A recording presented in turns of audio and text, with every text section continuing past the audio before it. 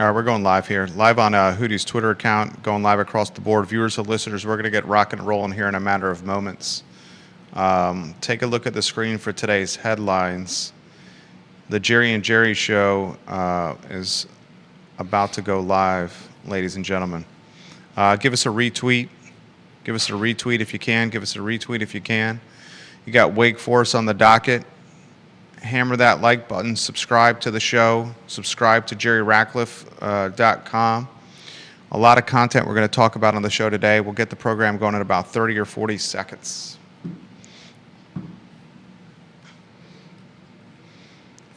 Depending on where you shop, Virginia is a 14.5-point favorite, ladies and gentlemen.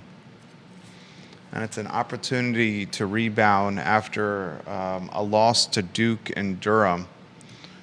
You know, I did not anticipate Virginia winning that contest because they were playing in Cameron, most specifically, and also the Duke team is incredibly talented. I was even more impressed with the Boozer kid. Yeah. I didn't see it going the way it did. I don't think it's necessarily indicative of the gap being that wide between Virginia and the top 10. I think it's more an indication of Virginia just having a really bad game, Duke having a really good game, and the advantage of playing inside in Cameron. But we'll talk about that with the Virginia Sports Hall of Famer, Jerry Hootie Ratcliffe, here in a matter of moments. Hootie, before the show starts, whet the appetite for the viewers and listeners on some of the things that you're excited to cover at JerryRatcliffe.com. Well, obviously, we'll be focusing in on the two regular season finales this week, home games against Wake Forest and Tech, and what that would mean for the program if they can win at least one of those, if not both, in terms of finishing second in the league and wrapping up a double bye.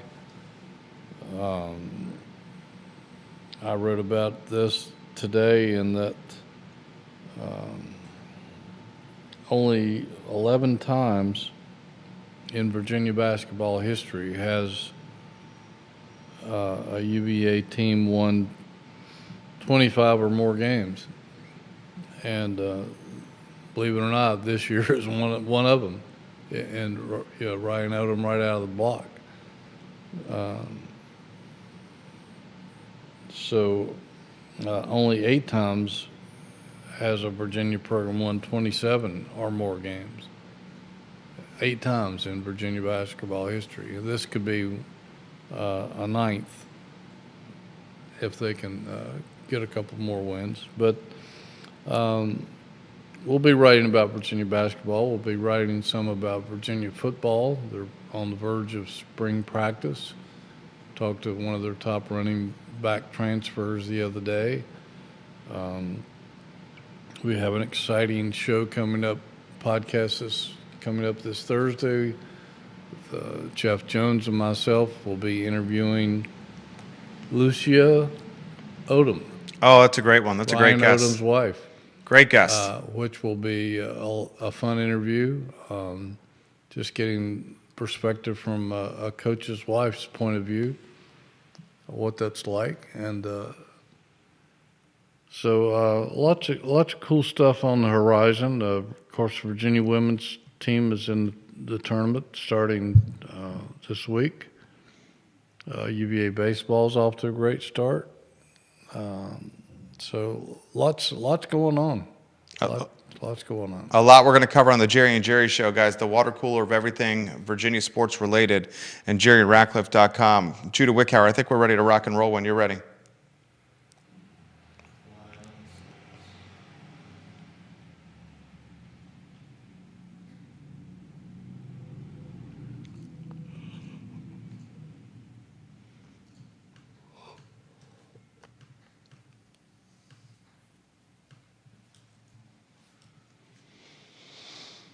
Good Tuesday morning, guys. My name is Jerry Miller, and thank you kindly for joining us on the Jerry and Jerry Show. It's an absolute pleasure to connect with you guys through the I Love CVille network on a show that features and spotlights a Virginia Sports Hall of Famer, Jerry Hootie Ratcliffe. The ACC tournament is on the near horizon, and my friend Jerry Ratcliffe, I think this is his 52nd. Is that right, Hootie? 53rd or 52nd?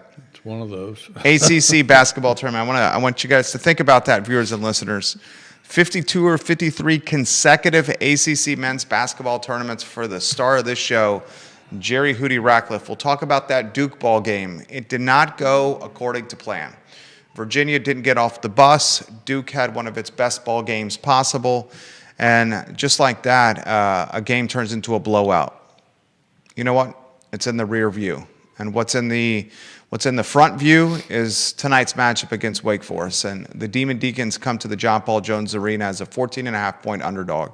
And Virginia has a clear-cut path to the 2 seed in the ACC tournament and a potential rematch with Duke and the championship game of that ACC tournament, God willing. A lot we're going to talk about, including football, news and notes, and a transition to a subscriber business model for Jerry Ratcliffe. Judah Wickower is behind the camera. Judah, if you can go to the studio camera and then welcome Hootie Ratcliffe to the program on a 2-shot, that would mean the absolute world to us. The show is yours. Jerry Ratcliffe, good Tuesday morning, my friend. Good to see you again, as always. Appreciate it. Always look forward to our show and getting together with you and Judah. It's like hanging out with friends at a bar, just sitting around talking sports, right? 100%, my friend. One of the highlights of the week. And all our friends out there. I absolutely love doing the show. Some significant news that I think Wahoo fans have already seen, but here's an opportunity for you to highlight it in front of a lot of people. Jerry Ratcliffe transitioning to a subscriber model at jerryratcliffe.com. My friend, the program is yours. Well, you know, we've been doing this for about 8 years at jerryratcliffe.com after I left the newspaper business, and which is a dying industry for sure. I can't believe it's still alive, actually. And so we tried to make it work as a free website so everybody could read it. That was my main desire, and depending solely on advertising to exist. And in today's climate, business climate, I just found it near impossible to continue to have consistent advertising month after month after month. It's just too inconsistent a way to try to make it, and for just a variety of reasons, and decided to try to go in another direction. And just about everybody that I know of, including newspapers and most of the other websites that cover college and pro sports, have gone to behind a paywall, and it's a subscriber-based business. And we decided to give that a try and see if it works better, so we can bring better coverage to people by just a better financial existence. And so that's where we are right now. We just started 6 days ago, thanks to your help and Judah's help. And 245 subscribers already. Yeah, so I think it's a very encouraging start, and we want to build on that. And we're asking you humbly to join us and subscribe to our project. JerryRatcliffe.com. Head over to JerryRatcliffe.com. Transition from JerryRatcliffe.com and become a subscriber. He's producing content that you can find nowhere else. There's 245 people who have subscribed in the first 6 days upon launching this business model. Some examples. He had a podcast that he did with Craig Littlepage that depicted or showcased the behind the scenes of what led to Tony Bennett being hired at the University of Virginia. That's content that cannot be found anywhere else. He's got commentary, he's got analysis, he's got the transfer portal, he's got notebooks, he's got Wahoo's Where Are They Now? This is the type of content that does not exist anywhere else except inside the brain of a Virginia Sports Hall of Famer who's been on the beat for 50 plus years. JerryRatcliffe.com and the subscriber model. Folks, transition over there and subscribe to the man's business. It's absolutely worth your dollar. Now, a lot to cover on the program, including a loss to the Duke Blue Devils. We'll cover Wake Forest. We'll cover inside the Atlantic Coast Conference. Virginia's in the driver's seat to finish in the 2 seed in the regular season, which will put Virginia opposite Duke in the ACC tournament. Let's first talk about the Devils. What happened in Cameron on national television on Saturday at high noon? It was certainly a blowout, Hootie. Well, a few things, and we talked about this in last week's show. First of all, you got to give credit to Duke because they had, I thought, a really good game plan in using their athletic and lengthy guards to run out to the three-point line and harass Virginia's shooters, which they did a good job of. And I think I said a few weeks ago, Jerry, I think this team will go as far as the three-point shots will take them. And I know Ryan Edom will probably disagree with that and say it's more about defense, but still, I still think this team's going to have to, a lot of their success is going to have to come from being able to light it up from the perimeter. And they were atrocious at that the other day. And the reason that's important is because when they're not making shots, that takes away the effectiveness of DeRitter inside. He doesn't have room to operate. They can double team him. Virginia's 5 guards against Duke were 6 of 32 shooting. 6 of 32. And 4 of 24 from the three-point line. And when that happens, it's going to be hard to beat anybody, let alone Duke on their home floor. Renee Pettiford's watching the program. Renee, we're going to get to your comments about Tony Bennett and the contract, the job, the new opportunity for Coach Bennett in Tinseltown with the Los Angeles Lakers. Jeremy Wilson is watching in Eastern Tennessee, 6 different states as of now watching the Jerry and Jerry show. Mr. Wilson says exactly what Jerry Ratcliffe just said, 7 of 35 from beyond the arc. That was the difference in the game. For the most part, we contained Boozer, and DeRitter was only 2 points behind him. But 7 of 35 from bonus fear is why we lost the contest. I will highlight this. You, from start to middle of the season, have been emphasizing the importance of UVA with its bonus fear shooting, its long ball shooting, and have said Virginia is going to go deep in the postseason depending on what it does from bonus fear. I am 100% on board with that analysis from you.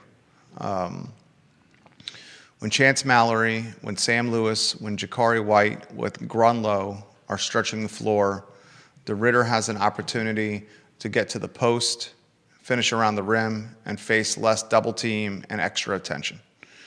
They struggled from the floor against Duke.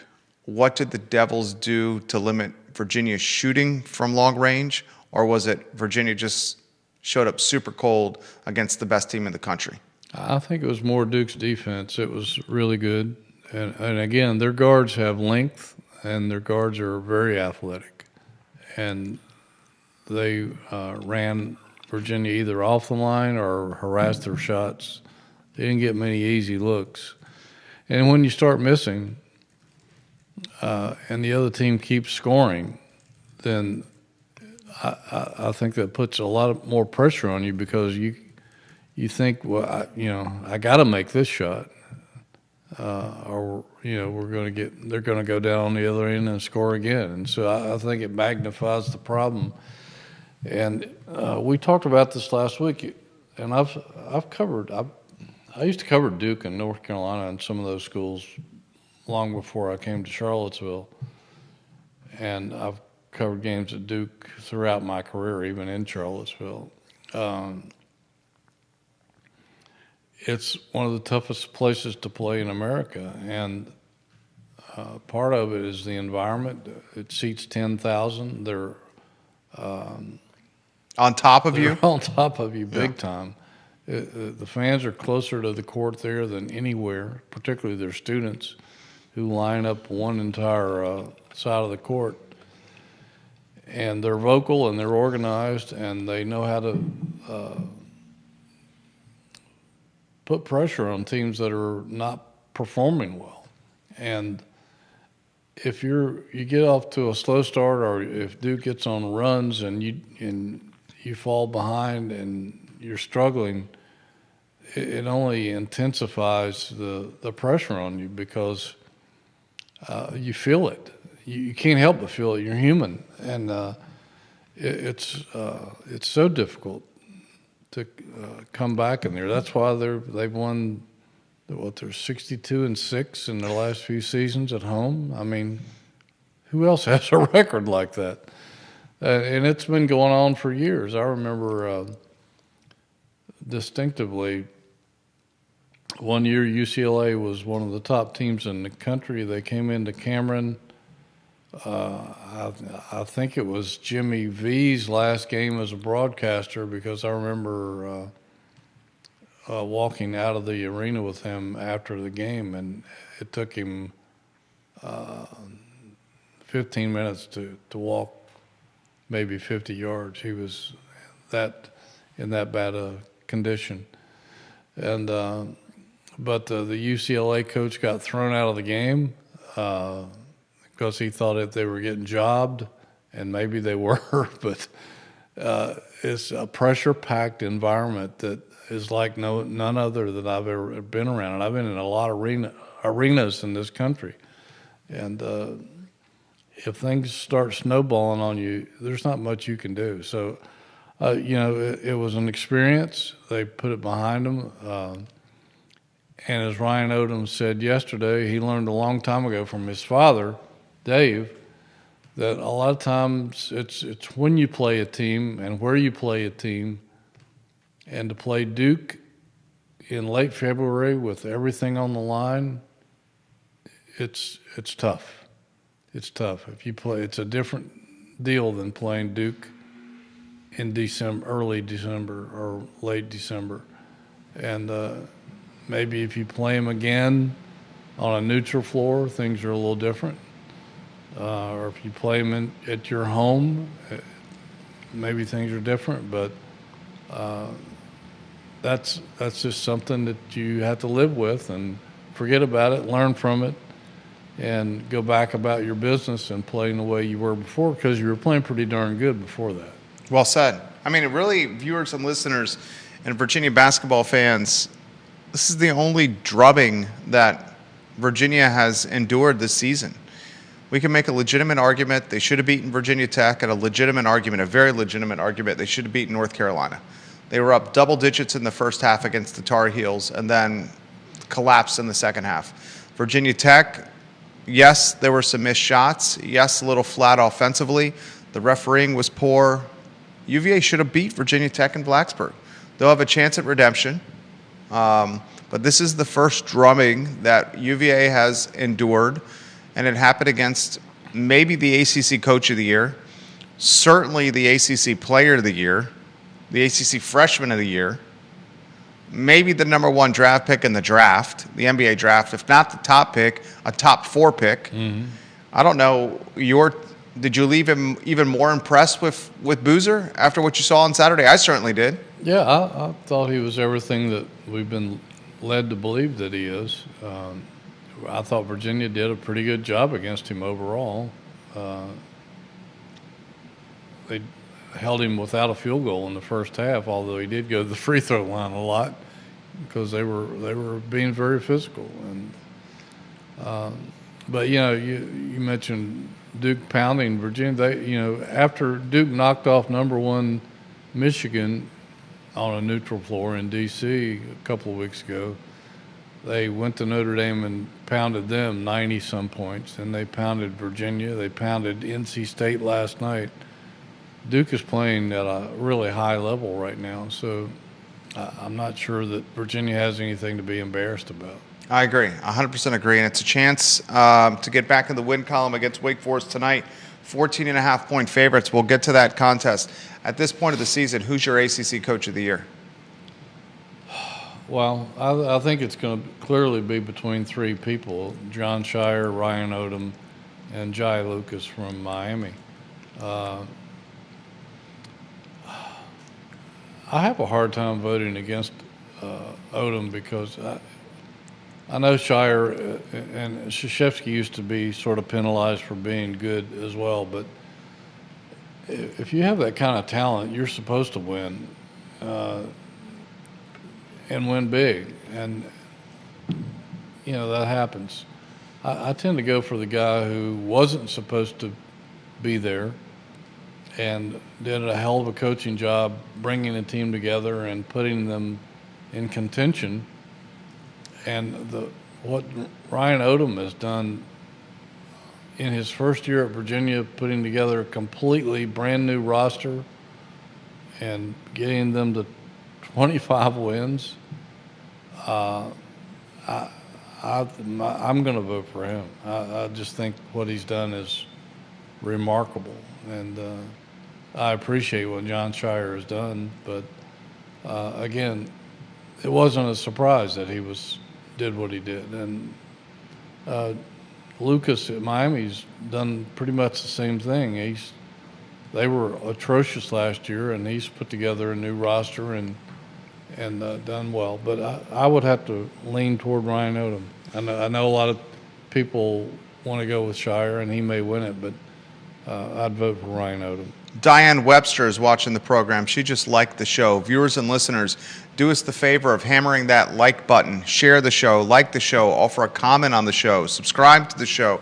Logan Wells Claylow, welcome to the broadcast. Vanessa Parkhill, welcome to the broadcast. Cindy Wickline, watching the program right now. If you have a question, put it in the feed, and we will relay it live on air to Jerry Ratcliffe, who's approaching his 53rd straight ACC basketball tournament, ladies and gentlemen. The Wake Forest Stephen Deacons are a 14.5-point underdog right now. The John Paul Jones Arena I would imagine, is going to be quite lively. Virginia, if they get this win, they're 26-4 overall after the win. Should UVA win, and 14-3 in ACC play. Open-ended question: Wake Forest, UVA tonight, 7 o'clock, ACC Network. Where would you like to go?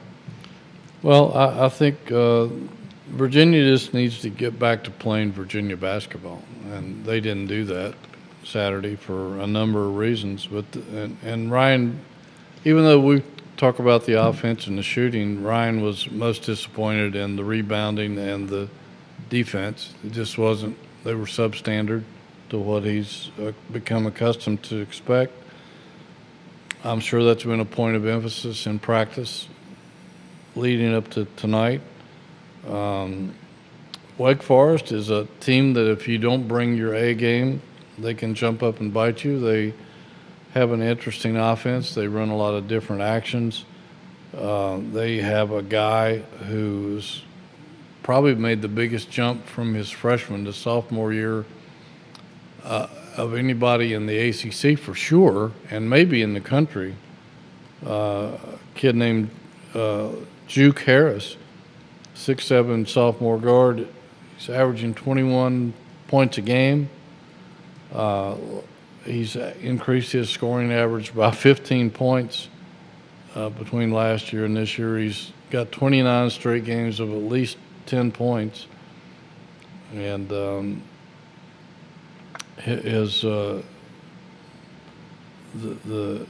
difference in his scoring last year and this year is tops in the nation, raising his average by 15 points, and he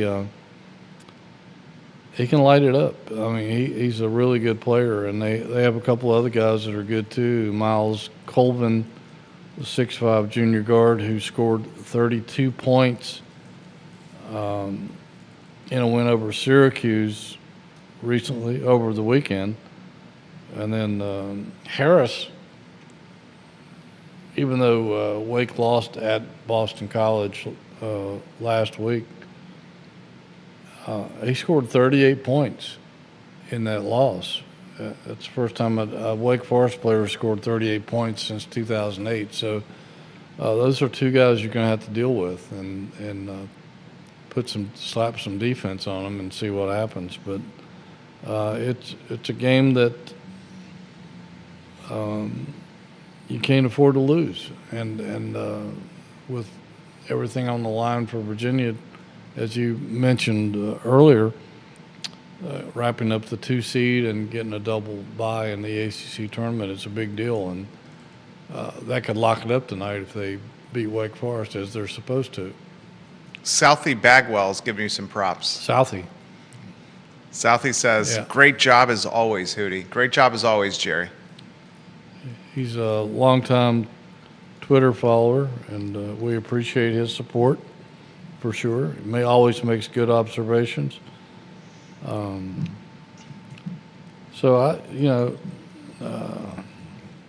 Steve Forbes was very complimentary of Ryan Odom last night, talking about what a great job he did in constructing this roster, and he thinks that Virginia is one of the better teams in the country. I mean, Will Wade, the NC State head coach, did he call UVA a Final Four team? He said they could be in the Final Four. Yeah. Now, I don't know if I would go that far because Virginia hasn't proven at this point that they can beat an elite team. They haven't had many shots at playing elite teams. You'd say they've had one shot? Pretty much. It's the Duke, right? Yeah. I mean, I don't call – do we call North Carolina elite?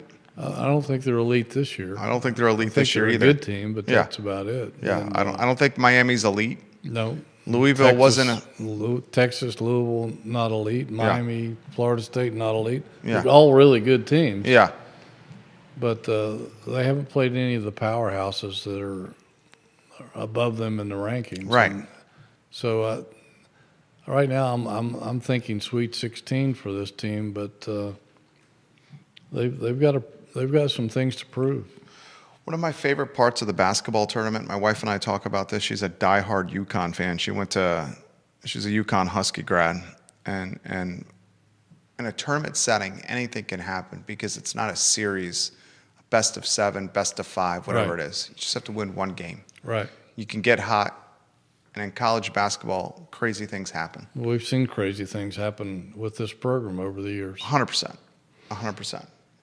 If Virginia gets hot, if a Jakari White gets hot, Sam Lewis gets hot, Chance Mallory gets hot, this team could be really, really, really good. And we're talking about the three-pointer again. Well, a three-pointer again. And you've been on point about this for weeks.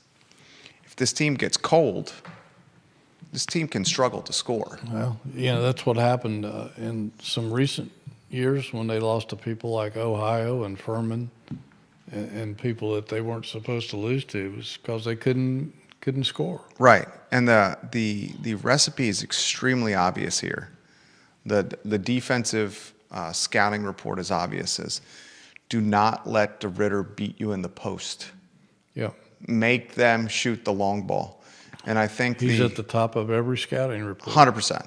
And I think the film, the tape, is without question out after the Duke game. Mm-hmm. So defenses, opposing coaches, opposing programs will see what happened. Now, most teams don't have the kind of guard play that Duke has and can play that kind of intense defense. So they're limited in what they can do. They can still attempt to do that and hope that Virginia's having a bad night, but Virginia won't face that kind of defense again until somewhere in the ACC tournament.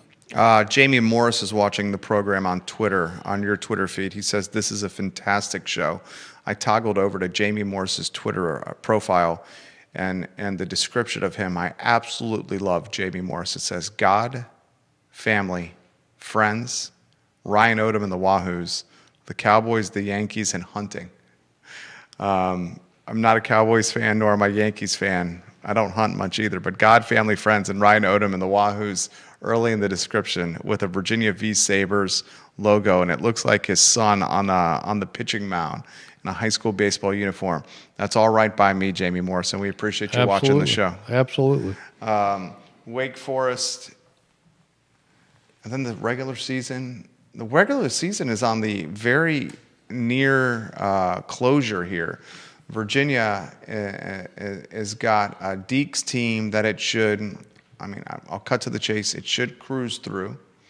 Then it's got a regular season outing against everyone knows who, and a rematch that I think everyone knows is going to be quite a bit on the line, with a lot of bitterness in its mouth. Unfortunately, that's a 12 o'clock tip-off on Saturday.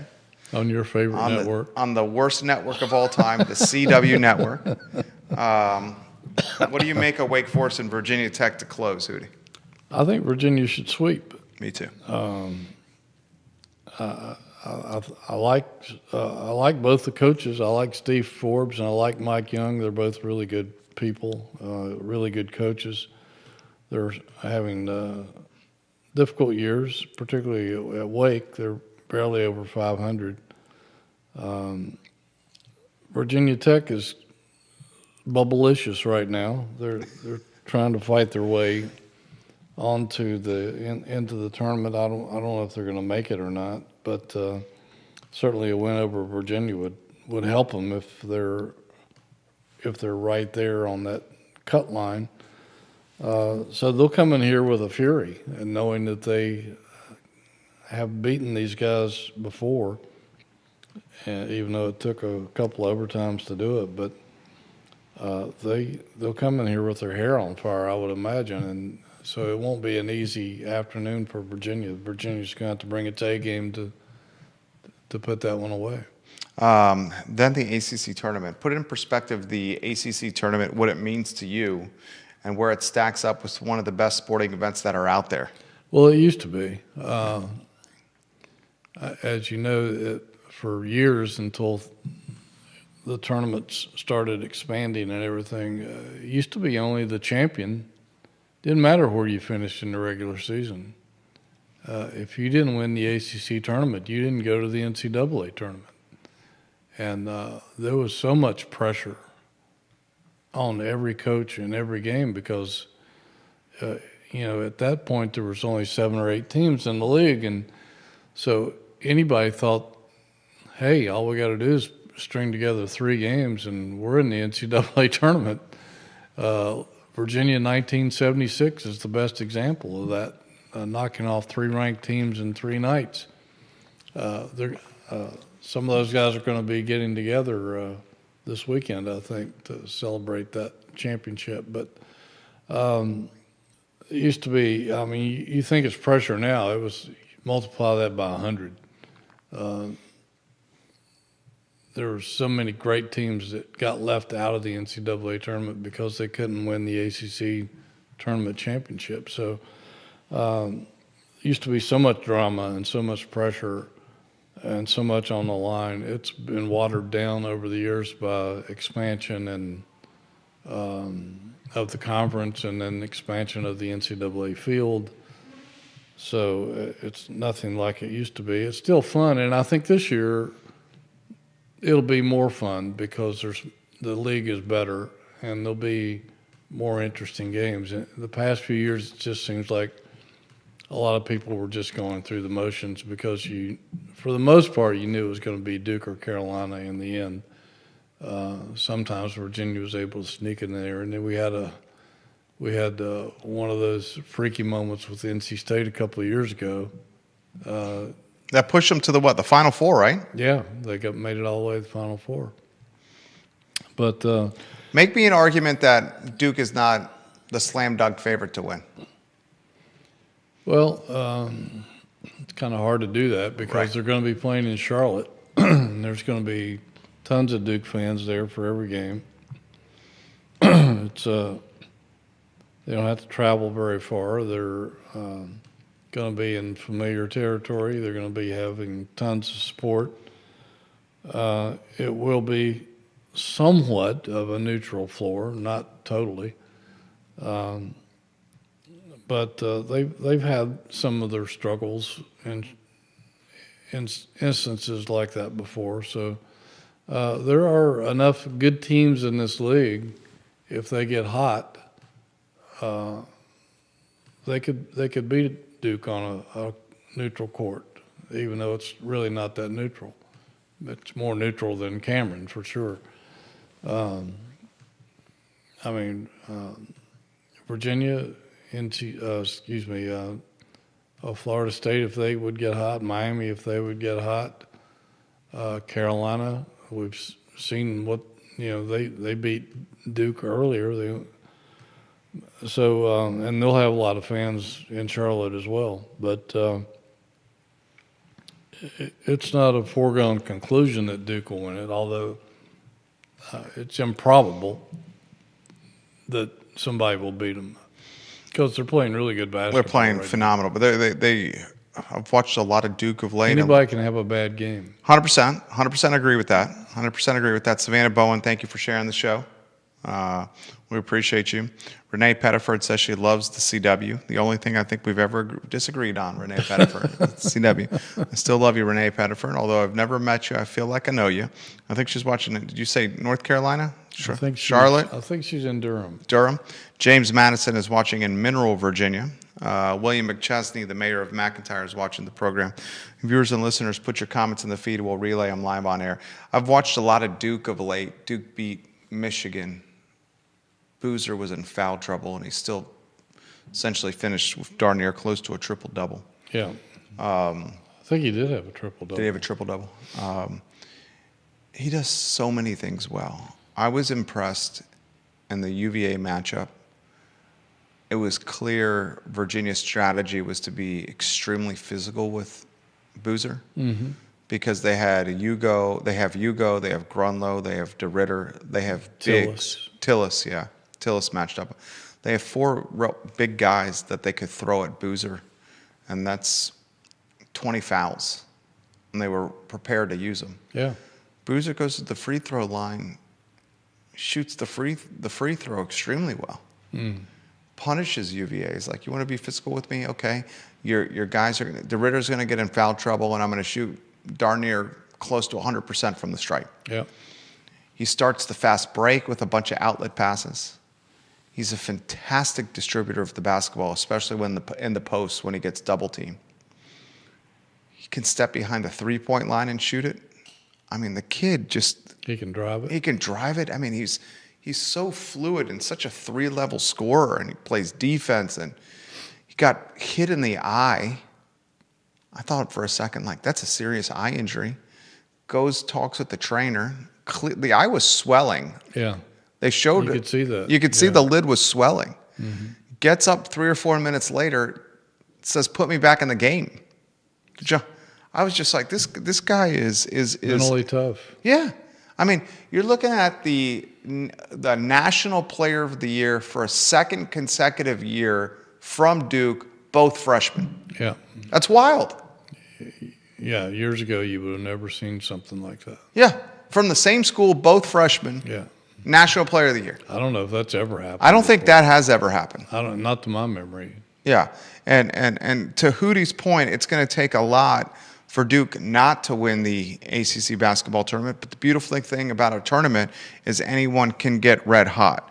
I got this question for you. How wide is the gap between Virginia basketball and the top 10 teams in the country? It's pretty wide between Virginia and Duke. But not everybody has the personnel that Duke has. But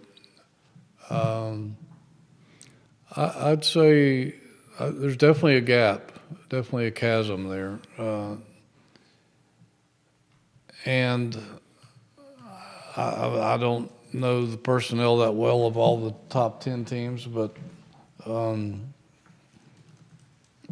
Virginia's not that far off, but there's definitely a gap there. And I think a lot of those people have some one and dones on their rosters. I don't know that Virginia necessarily has that.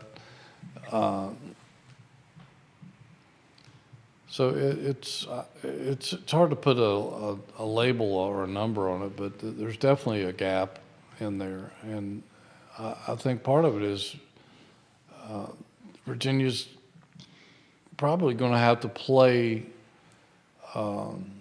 teams like that to advance their program. And it used to be you could do it within your own conference, but the rest of the conference hasn't caught up to that at this point. The conference is better, but it's not.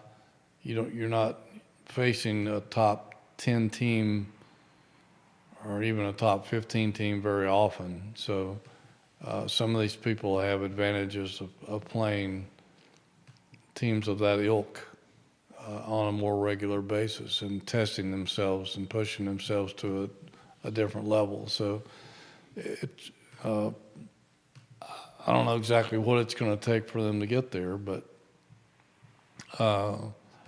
considering where Virginia is in only 1 year, I would think that they can make some strides in this day of NIL to close that gap. Comments coming in quickly.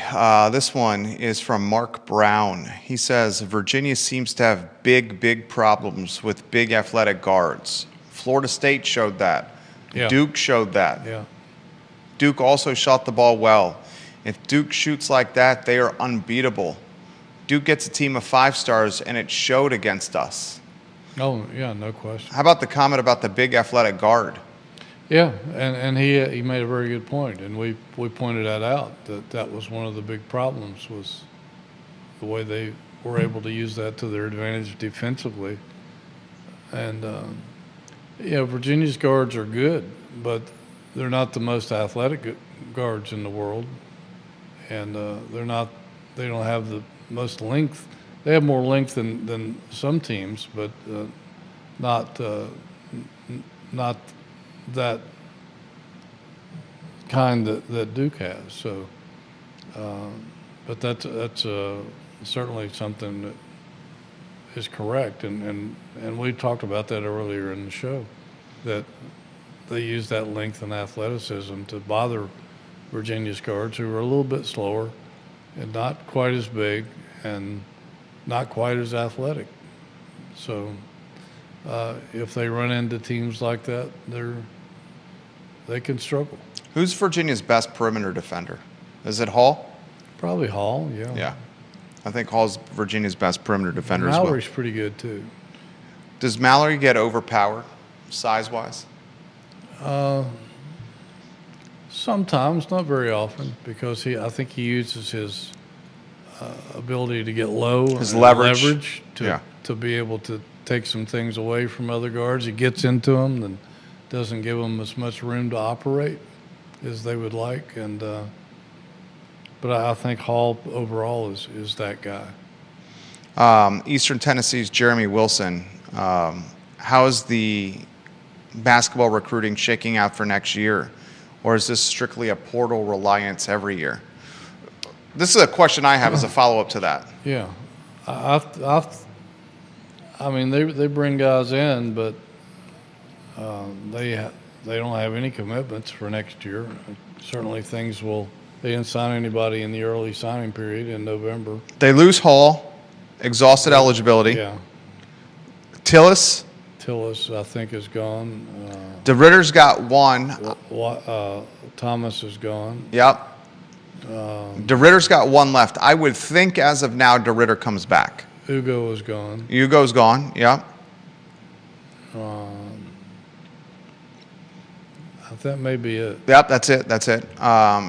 Chance is back, we hope. I would think he would be. I would think so, yeah. Sam Lewis, we hope. I think he'll be back. DeRitter and Grunlow. Jakari has another year, right? Does Jakari have another? I think he does. Viewers and listeners, let us know that. How do you remake the team? Is it through portal? That's got to happen now? I think so. Yeah. I think that's the way to go now, because you can get guys that you don't have to develop. They already know what college basketball is all about. Most of them have proven themselves on at least the mid-major level, and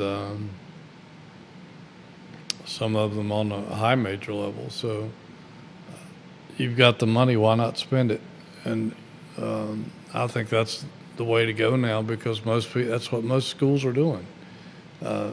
If you can get a couple of players to complement your roster out of the high school ranks and bring them along, you might find somebody that can contribute immediately, but the chances of that seem to be narrowing, and but I think the portal is the way to go. Lord and Ivy helping us out here. This is Jakari White's last year. Okay, I was thinking he might have another year, but So you're looking Chance, Sam Lewis, DeRitter, who's got 1 year left, Grunlow, and Grunlow. I think that's it. Elijah Gertrude, Yeah. limited time for You got Gertrude this year. Carrera Yeah, limited time. and Barksdale, who was redshirted this year. That's right. Committed to VCU, followed Odom to UVA. Barksdale's got upside. Right. But they're going to have to reimagine this roster here. How about this question that's come in? This is from Georgia. Can you ask Jerry Ratcliffe what he thinks of some of the other teams in the Atlantic Coast Conference and whether they can make a deep run in the NCAA tournament? We're big North Carolina Tar Heel fans in our house. What's he think of the Tar Heels' chances? I think as long as they can get healthy and stay healthy, they have a good chance to make a run. I think Miami has a chance to do that. Virginia, obviously, I think has a chance to do that. Florida State could possibly. I don't know about Louisville. Louisville has been kind of disappointing of late. I thought when they got Brown in that they were going to become harder to beat, but they've kind of taken a step back. I think SMU is a team that could win a game or two. Cal, if they continue to play well, is sneaky good. I think that's about it. But I think a lot of it, once you get into the tournament, it's all about matchups and who's in your bracket and who gets upset in front of you. That you might think you're going to play a really good team that gets knocked off, and all of a sudden you're playing somebody that you're better than, and you can take advantage of that. So, again, a lot of it's if a coach can get his team to get hot at the right time and peak at the right time, like NC State did a couple of years ago. I mean, they were dead in the water, and if Tony Bennett had called that one timeout and that late in that game, that would have finished State right there in the ACC tournament, and instead they pull off the upset and make it all the way to the Final Four. So if you get hot, and it's inexplicable, you sometimes you just don't even see it coming, but teams can get hot and make a deep run that catches everybody off guard. Renee Pettiford is eager to chat about Tony Bennett and his She's always eager to talk about Tony Bennett. Los Angeles Lakers' new job. Renee, we love when you watch the program. You're one of our favorite fans here at the Jerry and Jerry Show. What do you make of the Tony Bennett news? What do you make of she's wondering, does this mean he moves to LA?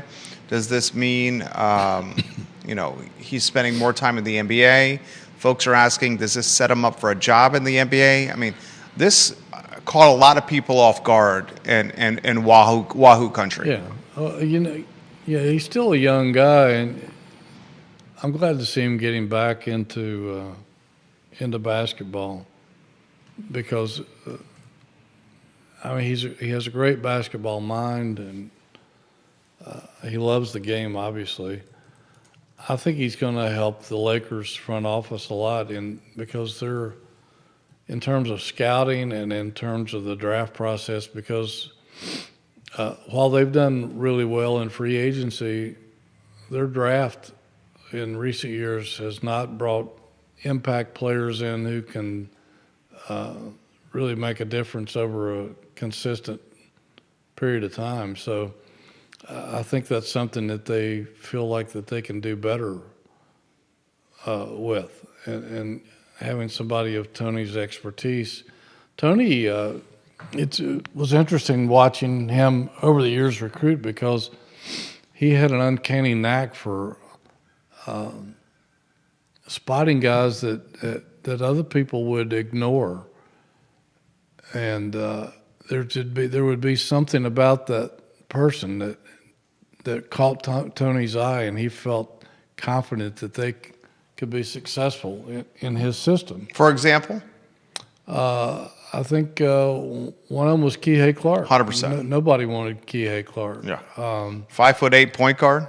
Yeah, Malcolm Brogdon was not a highly recruited guy out of Atlanta when Virginia plucked him. Ty Jerome was a young guy that some people weren't sold on early. There's been others. I think maybe Parantes was one.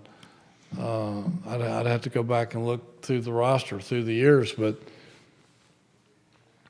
he has a good eye for talent, and I think he can help the Lakers in that regard. Whether that could eventually lead to a coaching job, I don't know. I don't know if Tony wants to get back into coaching or not. I don't think he'll be leaving and moving to Los Angeles. I don't think Tony is a LA kind of guy.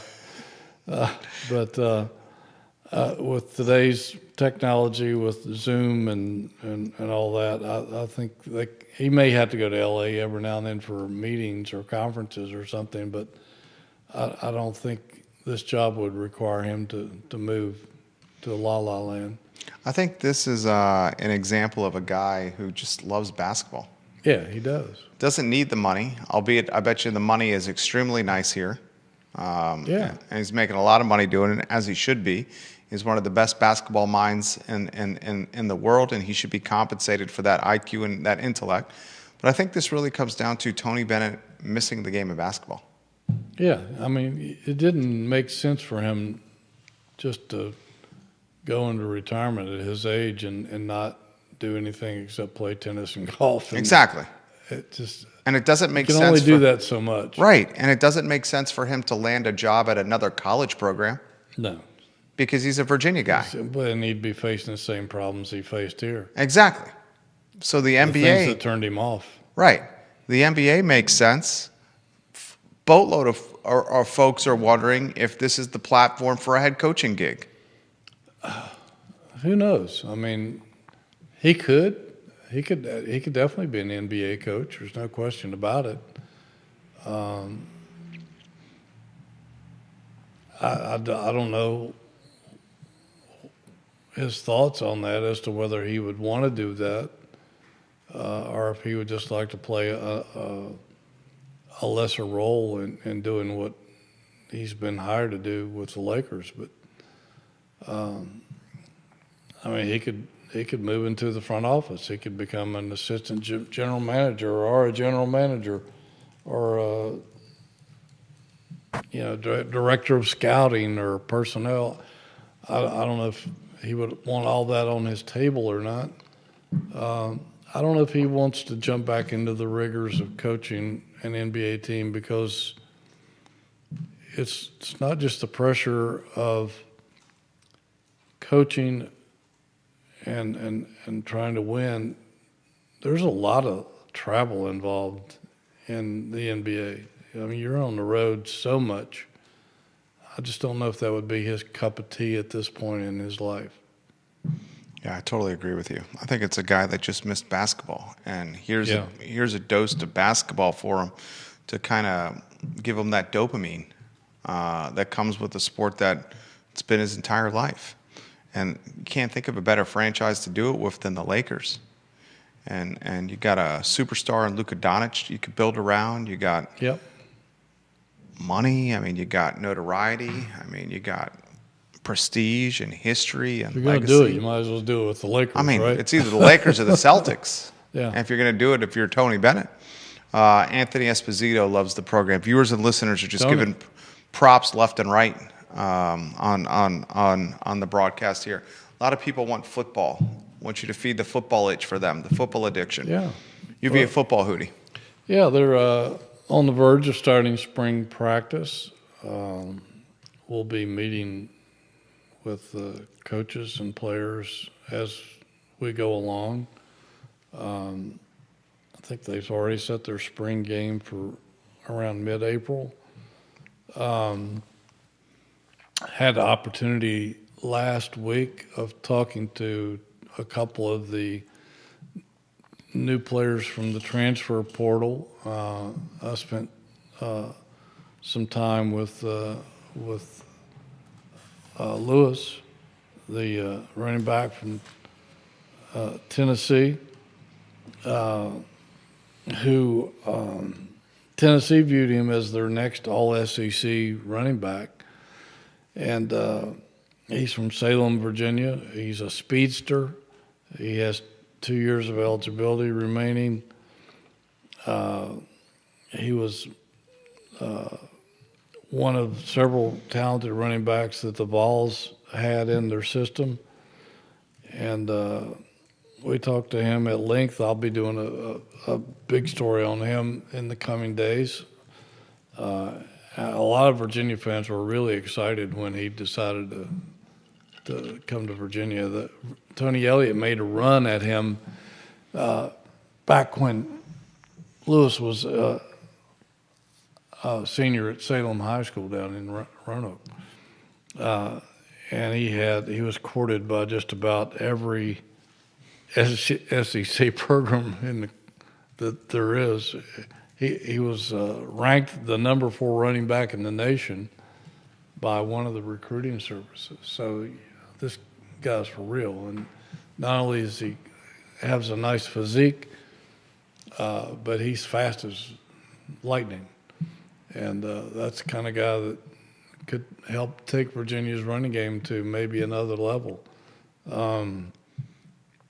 Talking to Tony a couple of weeks ago, he was mentioning then that he understood why Lewis would have turned them down and gone to Tennessee, because at that point, Virginia's program wasn't where Tony wanted it to be and had envisioned it to be, and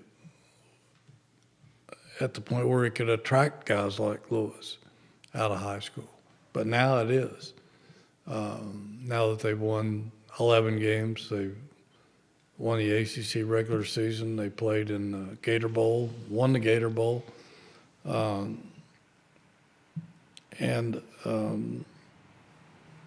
Lewis is hoping that some of the other, and it did happen, a couple other guys that went elsewhere from the state of Virginia and now are coming back home to play for Virginia. So I think people will really love hearing his story that we'll be telling on the website in the coming days. Jerry Ratcliffe, guys, jerryratcliffe.com, Jerry Ratcliffe and jerryratcliffe.com. What else is in the hopper, Hootie Ratcliffe? We're going to be doing a blowout on Chance Mallory, the week of the ACC tournament. Some stuff about him that you don't know and probably would never know. But that will be following the team, obviously, starting to wiggle into spring football a little bit, as we said. We'll be having the coverage of the men and the women's basketball teams and all the spring sports, and some interesting podcasts ahead. So pretty much anything you want as a Wahoo. Jerry Ratcliffe and Jeff Jones on the J&J show have Ryan Odom's wife. That's this week. Lucia. On the J&J show. Yeah, she's a wonderful lady. I don't know her well, but it's going to be great hearing her thoughts on her husband and being a coach's wife and all the inner workings of that. I remember early in my career here in Charlottesville, I